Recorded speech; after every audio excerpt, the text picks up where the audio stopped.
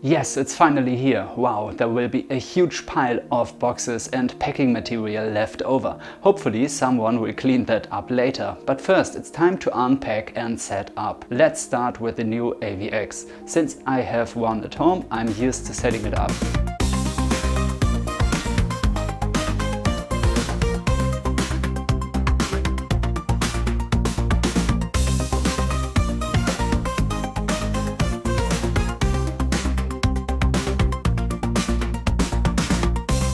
The only thing that drove me crazy was that I couldn't find the hand controller. It was hidden in the box. Done. Now it gets a little bit more complicated. Next is the APO.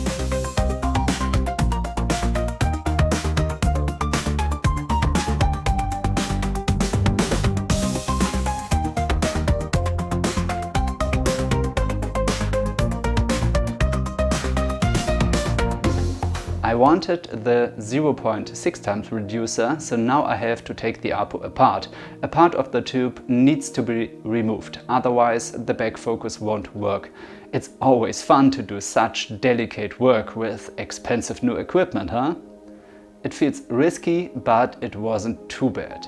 The front lens is amazingly clean. It hurts to think that dust might get inside the tube while taking it apart, but it can't be helped and doesn't matter in the end.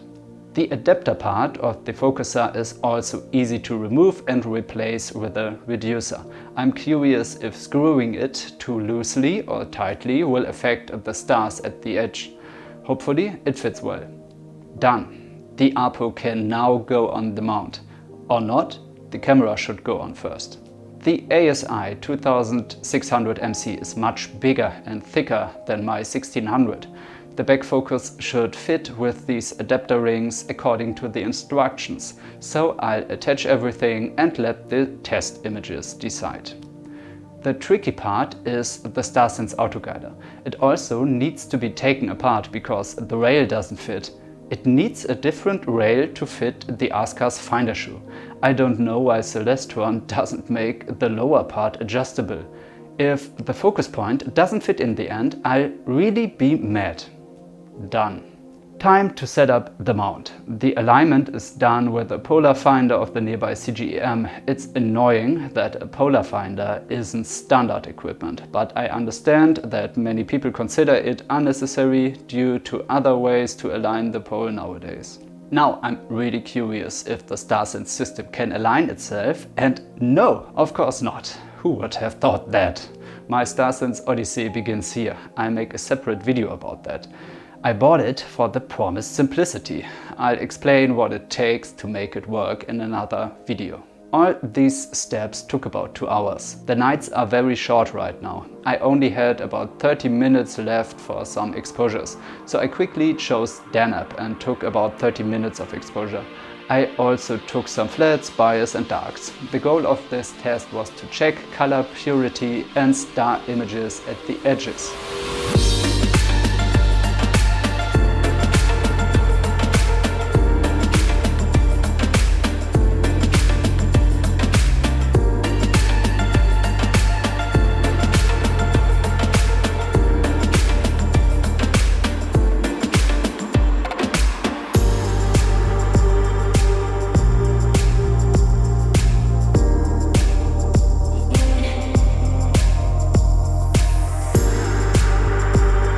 For 30 minutes in the early dawn, there is nothing to complain about. By the way, my girlfriend said that da kann man nicht meckern.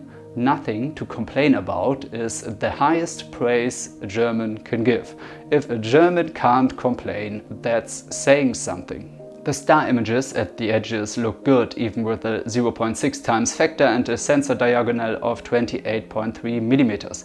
I'm pleased, even though this is just a first impression and not long-term experience. Conclusion: I'm excited, everything went well and was uncomplicated. Only the StarSense system didn't show what it can do, but I'll talk about that later. Now I expect at least 6 weeks of bad weather, because I could start now. September is usually the best time for this. I'm looking forward to getting started. What do you think of this setup, especially of the StarSense autoguider? Let me know in the comments. Clear skies.